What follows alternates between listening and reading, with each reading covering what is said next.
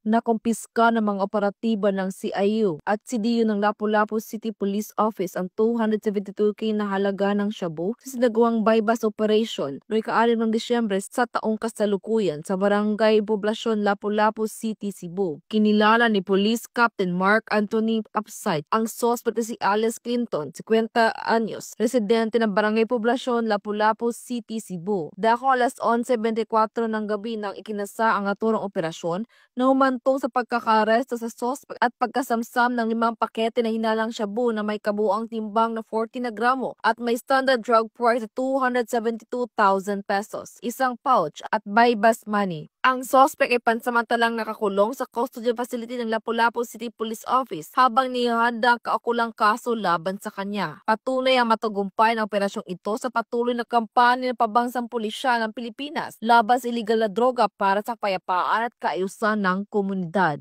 Mula dito sa Central Visayas, ako ang iyong PNN correspondent, Patrolwoman Annalyn N. Canoog, alagad ng batas, tagataguyod ng Balitang Pulis.